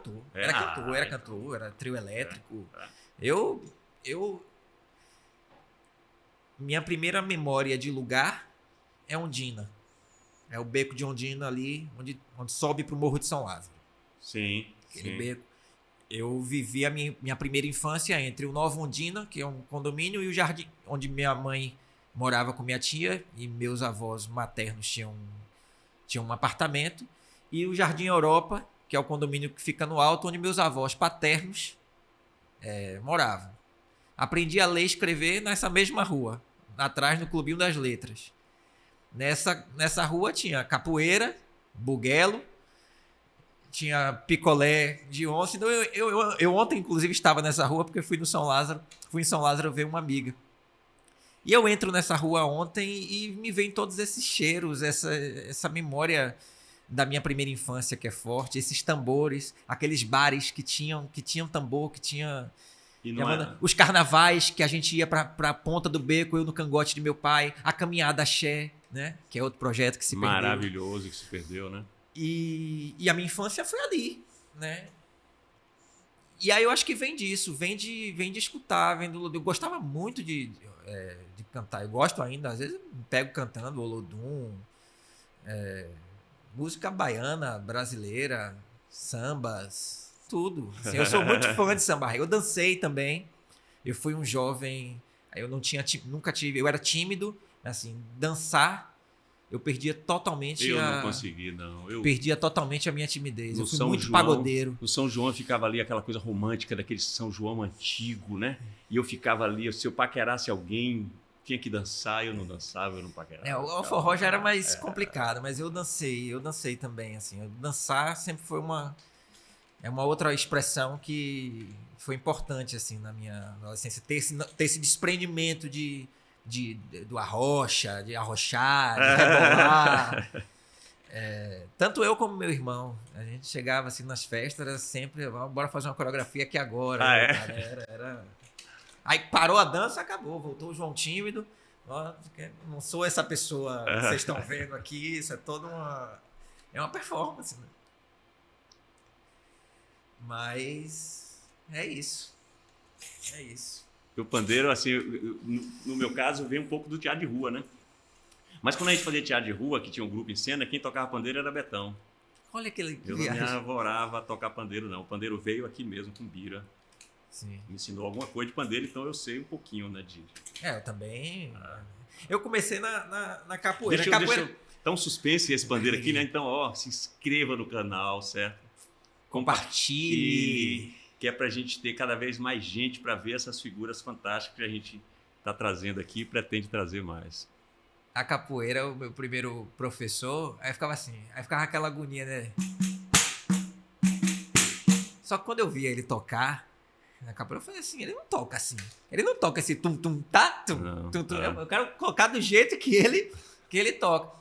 E é essa vontade de querer do desafio, né? De querer, não me engane não. Eu achava que ele me enganava, dizendo que eu tava fazendo alguma coisa aqui. Aí depois eu falei, não, vou tocar direto. Mas aí já é outro grau, né? Aí eu comecei a... Cante um samba aí. Mas eu não sou daqui, marinheiro só. Eu não tenho amor, marinheiro só. Eu sou da Bahia, marinheiro só. De São Salvador, marinheiro só. Mas eu não sou daqui, marinheiro só. Eu não tenho amor, marinheiro só. Eu sou da Bahia, marinheiro só. De São Salvador, marinheiro só. O marinheiro, marinheiro só. Quem te ensinou a nadar, marinheiro só. Ou foi o tombo do navio, marinheiro só. Ou foi o balanço do mar, marinheiro só. Lá vem, marinheiro só. Como ele vem faceiro, marinheiro só. Todo de branco, marinheiro só. Com seu bonezinho, marinheiro só. Maravilha, meu amigo. Essa aí arrasta a multidão, né? E essa também foi por esse amor, né? Por isso que foi a primeira que me veio na cabeça. Essa coisa... Salvador, né? Muito Salvador. Tem uma... Essa Salvador... Gilberto Gil, acho que tem um disco que ele fala... É gravação ao vivo, que ele fala das manifestações de rua, né? De Salvador, a importância, né? O poder, né? A cultura baiana é na rua, né? É na rua que se vende o acarajé, que se merca, né? A mercadoria das ganhadeiras. E aí tem a arte também dos mercadores, né? Precisa ser artista para poder vender na feira de São Joaquim, ali quando a gente vai, né? Exato. Os caras... E essa vontade de participar também da cidade, né? De ser participante vivo da própria cultura da cidade. Eu me lembro quando eu ia menino, assim, pequeno, que meus pais me levavam para caminhar da Sé, era entusiasmo puro. Eu queria estar ali, né? Fantasiado, eu queria pertencer a algum tipo de grupo. E você falou aí da caminhada Xé, que não está rolando mais, né? Porque aí vem a cultura, acho que de toda a Bahia naquela caminhada Xé, né? Vinha os encorados, né, do sertão. Os caretas. Os caretas ali, os nego fugido dali do recôncavo. Tinha tudo, Tinha né? tudo. Algumas coisas davam medo e prazer ao mesmo tempo. Né? Eu lembro que eu estava filmando, eu tinha uma filmadurazinha que abria aqui a câmera, estava filmando o nego fugido, o preto, pintado de preto, Sim. com aquela língua vermelha, e eu dei uma zoom, o cara veio na minha frente e eu fiquei com medo, assim, eu adulto, sabe assim? Aquilo ali é maravilhosamente assustador, né? É uma expressão viva de um teatro muito, né? Muito popular. Manifestações, né, populares que educam. Né? Vamos falar um pouquinho desse teatro que você faz, que reflete a cultura de quem está vendo. Porque, às vezes, essa coisa do teatro é difícil, né? Como você escrever um texto, fazer uma encenação para que ela dialogue com o público ali, né? Então, nesse momento que você está falando, desse momento que você falou do teatro, que tinha um movimento de grupos e tudo Sim. conectados, eu sinto que a gente fazia um teatro que falavam da Bahia. Exato. Era uma expressão baiana. Mas vamos deixar em suspense essa pergunta, você vai lembrar dela? E pegue aqui, porque aqui tem ou uma pergunta ou alguma coisa para você fazer. Pode ser para cantar, aí você canta outra música, entendeu? Valei-me! Quando tinha banda, era para pagar o cachê da banda. Nunca a banda teve essa sorte. Rapaz, eu peguei aqui. Tomara que seja um negócio possível. Tem que ser, né? Tinha que ter lembrança no meio, né? Qual a sua lembrança primeira da sua infância? Olha, foi a gente longe já aí, dizendo né? aqui, que coisa. Você falou disso aí, né? Quando voltou lá em cima, né? Eu fui ontem, muito curioso. Eu fui ontem na rua, que é a rua da minha primeira lembrança. Eu tenho meu avô, assim como meu pai, meu avô paterno, Roque. Vivo? Não, falecido. Faria 100 anos esse ano. Ele também Só era... para lembrar que hoje é aniversário de seu pai. Né? Hoje é aniversário do meu Aniversário pai. de seu pai, né? 27 de maio. De maio. Meu avô Roque, ele era coronel, assim como meu pai. Tá? Né? Foi chefe da casa militar e tal. Só que ele era mais coronelzão, né? Meu pai sempre foi um coronel, mas meu avô não. Meu avô tinha aquela pinta de coronel mesmo. E eu convivi muito pouco com meu avô. Meu avô faleceu, eu tinha 7 anos. Mas tenho uma memória muito viva de meu avô. Porque ele fez uma coisa comigo e com meu irmão que eu hoje agradeço demais. Que é mesmo a gente pequeno, com 3, 4 anos de idade, que foi mostrar a cidade. Aqui, essa cidade aqui, Salvador? Essa cidade, Salvador. Que era outra cidade. Que era né? outra cidade. Me lembro de fazer o passeio de trem, um bate-volta, né? Calçada, Paripe, com ele. Me lembro de entrar no elevador Lacerda pela primeira vez, com ele, de mão dada, e sentir um frio na barriga de estar descendo, de passar ali o mercado. No ônibus, ele mostrando a cidade pela janela do ônibus. E meu avô contava mesmo. Né? Aqui é não sei o que, tal, aqui. Contando a aqui, história. Né? Vamos trem e tal. Não sei. Então tenho essa memória de estar seguro com ele, assim. É uma memória que me veio agora e que também eu quis compartilhar. Maravilha, a memória é bonita. E meu avô, que era Roque, assim como meu pai, mesmo nome, nasceu no dia 16 de agosto, dia de São Roque, e morava ali, do lado de São Lázaro.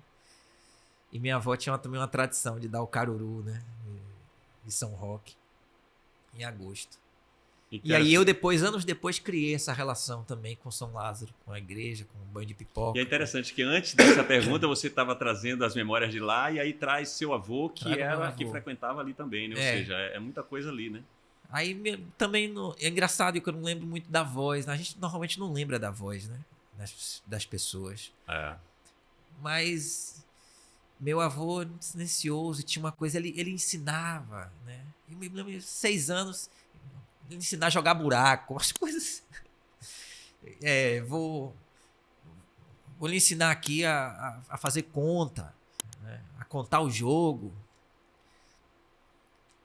E eu acho que essa coisa de mostrar a cidade, eu acho que esse amor que ele e minha avó, também paterna, tinham, esse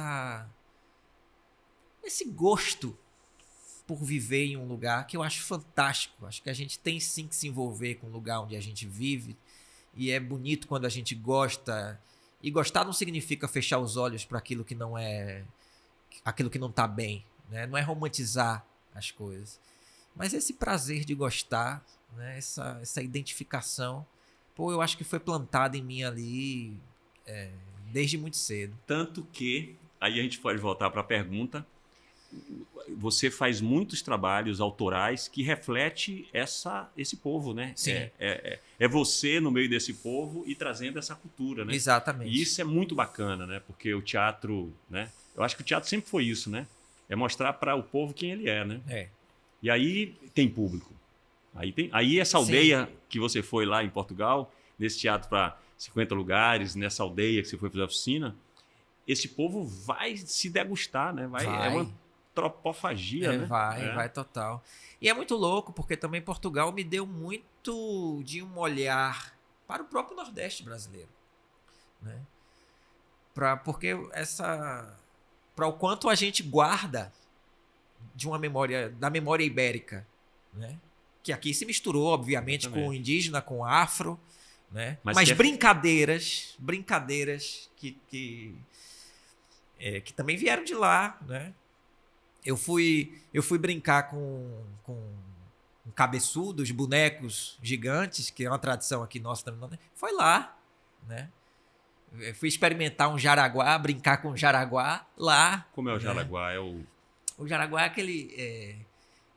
aquele bicho, parece compridão? É o comprido. Sim, é o comprido. sim. Chegou, Sim, já chegou sim. meu jaraguá. E que é muito forte em Pernambuco, né? Muito forte. Mais do que aqui, Muito mais do que aqui. embora aqui tenha Mais do também, que né? aqui. A Bahia ficou meio a Bahia, né? A gente Bahia tem isso. é uma nação independente, assim, A gente né? também não foi Nordeste É. desde o princípio, foi ali década de 70, eu acho que final da década de 70 passamos a ser Nordeste, né? Mas é importante que a gente se veja nesse lugar de Nordeste, porque parece que às vezes a gente esquece que somos nordestinos. E aí a própria Salvador às vezes difere muito dos interiores Muito. nesse aspecto Muito.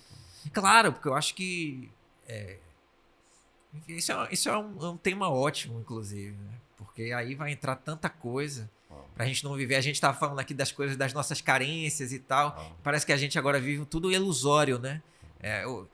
Um amigo meu sempre diz, o marketing venceu, velho. O marketing venceu. Então tudo é ilusório. Somos a cidade da música, somos a cidade do maior Réveillon, somos a cidade tal que valoriza a cultura afro e que valoriza isso e que valoriza aquilo. Será? Do maior carnaval Do de maior rua carnaval. do mundo. Será? Eu penso assim, João. Eu tô pongando aqui na sua reflexão. Rapaz, já pensou no dia em que os governantes tratarem toda essa cultura que você está trazendo aí, que entra o teatro, toda essa manifestação popular, da mesma forma que eles tratam o carnaval? A gente vai ser a nação mais poderosa do mundo, né? Porra. Porque eles dão um suporte para esse carnaval que ninguém dá. Exato. E o entusiasmo, quando eles falam em números, eles vão para a televisão ali falar, que eu olho assim, eu vejo o brilho no olho, eu falo, gente, muda a chave para a educação, para nessas manifestações culturais todas, que é o que sustenta, né? É essa pergunta, né? Tá, esses números, o carnaval nos dá o quê? Números? Pois é. Essa riqueza do carnaval, o que é que oferece ao teatro? A dança, né? A própria educação. É muito... E aí te coloca nesse lugar, né? De contraditório, de gostar do carnaval, de celebrar a nossa música, que é sim poderosa, mas ao mesmo tempo de ficar, pô, o que é que o axé nos deu? Né? O que é que todo esse movimento nos deu? Tá aí uma interrogação imenso, boa, pra né? mim, Gigante. Boa pergunta, boa. Né? Porque se não der nada, para que serve, né? É. Se o trabalho que você faz de teatro para 50 pessoas, né? Exato. Não transformar em algum nível, qualquer que seja a vida, a cabeça de uma daquelas 50, que seja, vai servir para quê, né? Para o ego somente do artista, Não não dá, não dá. Né? E aí fica só número, né? E esse número é para quê? É para fazer o do ano seguinte, que vai ser ainda mais caro e que vai ser ainda... Fica o número pelo número, né? Mas tudo agora é meio... A gente fica... A própria... tudo tá na rede social, né? Então, os números e tudo vem muito bem embalado, com piadinhas da moda e do momento, né? Como se vivêssemos já uma grande diversidade cultural que não é real. Não é real. Ela né? tá aí, ela tá por aí, né? Ela tá aí, ela tá tentando acontecer, mas não é real. Talvez em outro momento até já tenha sido mais. Já tenha sido mais, com certeza, Né? Concordo. Já tenha sido mais, diversa. O que é que faz essa Bahia ser conhecida e reconhecida fora do Brasil, se não essa diversidade cultural, né? Exato. Essas manifestações todas da literatura, né? Então, tem que abrir os olhos para enxergar isso aí, né? Total. Senão... É preciso vontade, né? Vontade política. Porque sem vontade política, se não tiver alguém que de fato queira transformar as coisas, é melhor que não entre em cena, né? É melhor que não entre em cena. Quando entro em cena, eu entro em cena para transformar. Né? Quando você entra numa coisa, você entra para acontecer. E assim, João, principalmente transformar a você, né? Porque se esses camaradas que assumem o lugar do poder tiverem a humildade de pensar em transformar ele numa pessoa melhor, é por aí, né? É por aí. O que é que ele pode fazer para dar suporte para uma cidade, um estado gigantesco com potencial, né?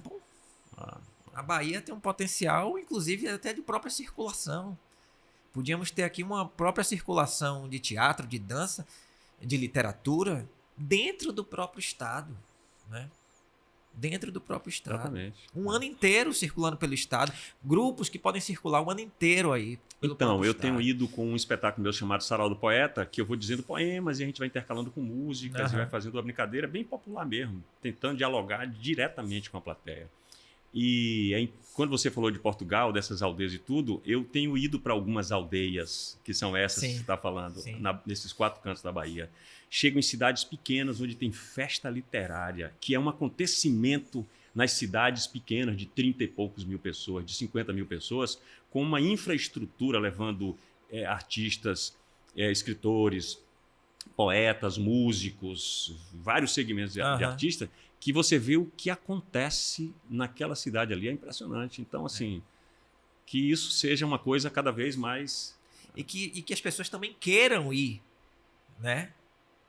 Que os artistas estejam disponíveis para querer ir para esses lugares e reconheçam esses lugares como lugares incríveis de se estar. De se estar. Eu vou no meu carro dirigindo, às vezes, 12 horas para Caculé, depois de Vitória da Conquista, e no caminho pensando assim, é isso aí que você falou. Todo artista tem que ir onde o povo está, certo? Sair da zona de conforto, tipo assim, eu sou fulano de tal, eu não vou... A vaidade. A vaidade. Eu não vou encarar aquele palco ali que não é aquele que palco... Não é. Eu vou me meter não sei o quê. É preciso até às vezes querer estar onde o teatro profissional ainda não chegou. Né? Exatamente. Então, aí chega numa transformação que tem que passar pela pessoa. A gente falou aqui do que você observa de mudança na cidade e em você. O que é que você vê que mudou em você de quando você começou a fazer teatro para esse momento que você já está se desdobrando em várias ações dentro do teatro?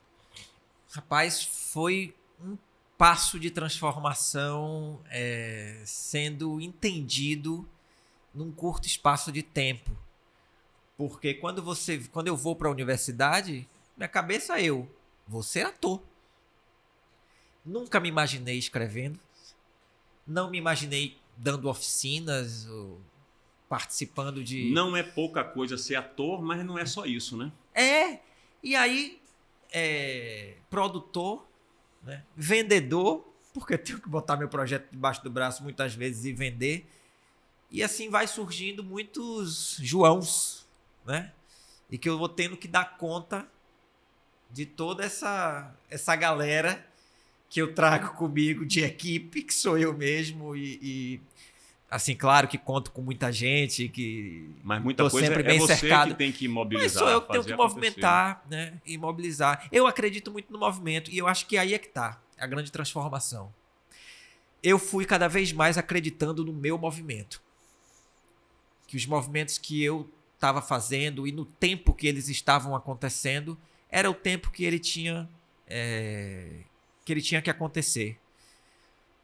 Fui entendendo que parado e sem ter uma certa cara de pau de achar que o outro realmente deve me contratar, né?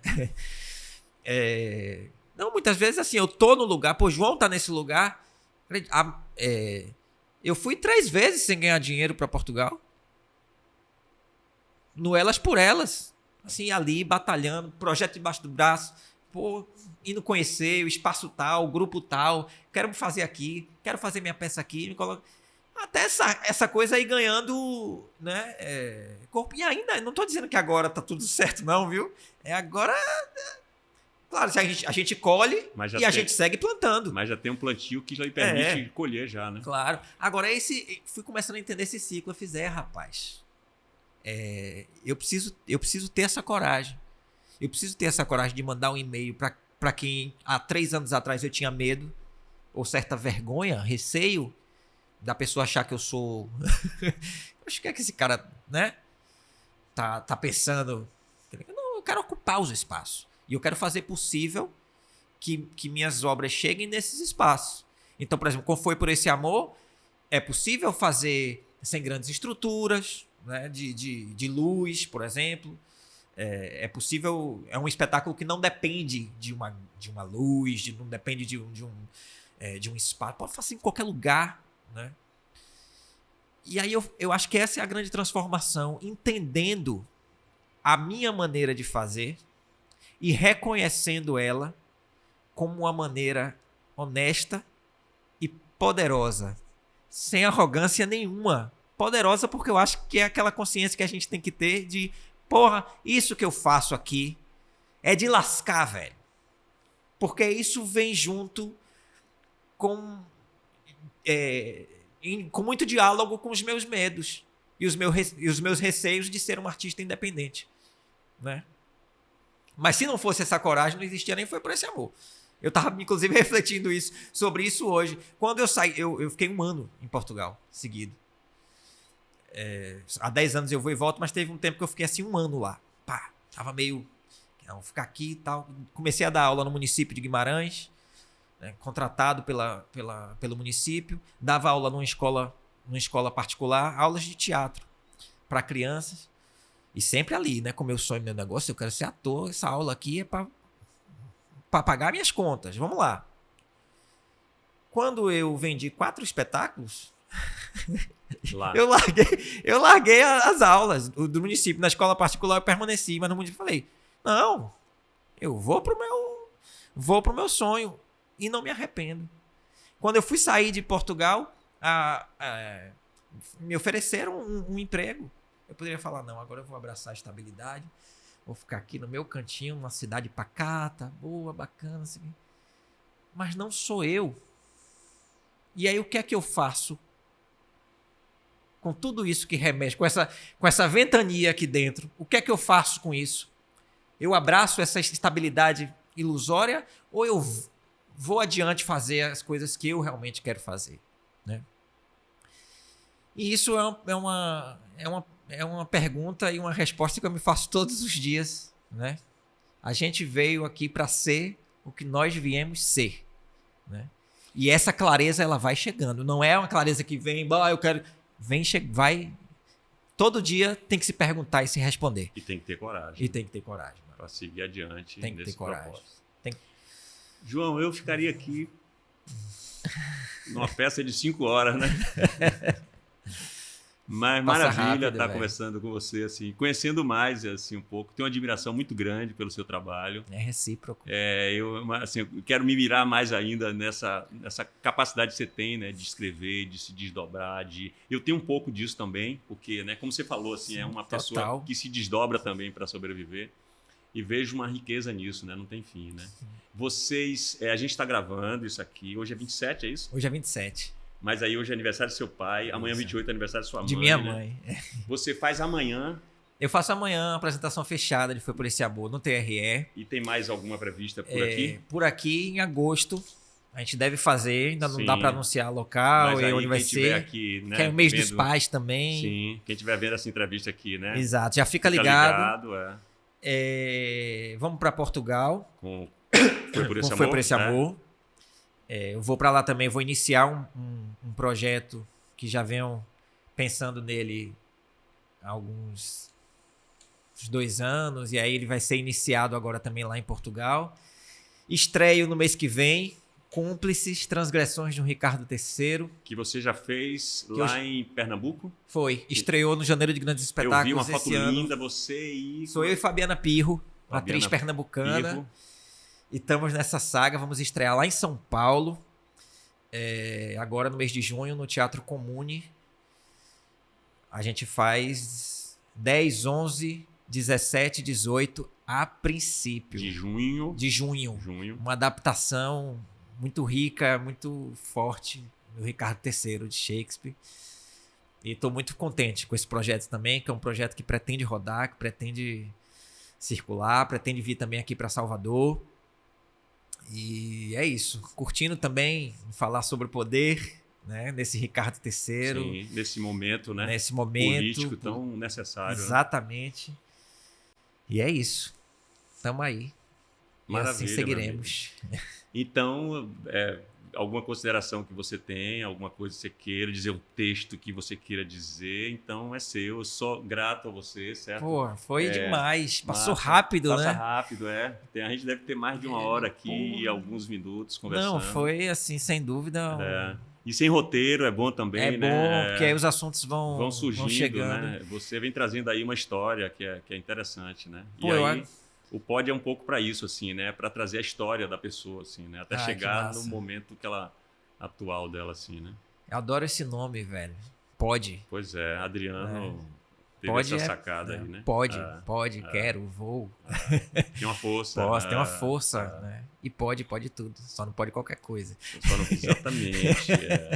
Aí eu brincava aqui no começo, comecei uma vez, eu acho que eu falei aqui pode tudo, depois eu falei aqui pode quase tudo. Quase tem tudo. coisa que a gente tem que tomar Exatamente. cuidado, né? Mas feliz, velho. Feliz demais com esse papo. Foi incrível botar essas coisas todas pra fora. Trocar com você, que também tem uma admiração imensa. Essa pessoa múltipla que você é e que sempre viveu no meu imaginário de jovem ator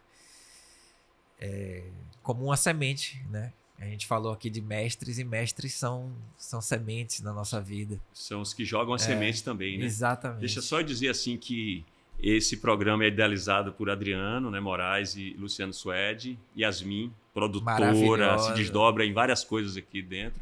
W é o camarada que fica ali ligado aí na internet se a gente precisar de alguma coisa. Pitoco que veio aqui já organizar isso aqui. Ele faz um pouco de tudo aí. Tem Holanda que está lá nos assistindo também e está dando um suporte aí também para Yasmin e para essa coisa toda.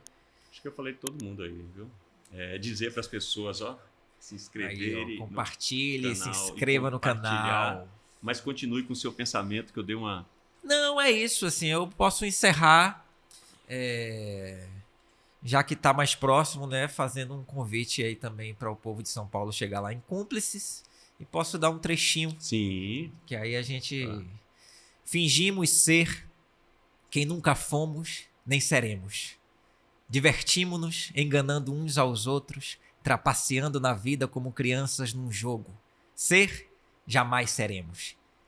E nós nunca estaremos absolutamente preparados para nada. Nós somos o improviso. Tivéssemos nós a grandeza dos bons atores, mentirosos na vida e verdadeiros no palco, Mas o destino fez-nos humanos, temerosos, uns mais mortais do que os outros. Em nada nos parecemos e nem seremos iguais, a não ser no desejo e na sede de poder. Ah, o poder! Esse temeroso cálice que todos nós desejamos beber, que sedentos nos tornamos à medida que crescemos. Quanta sede!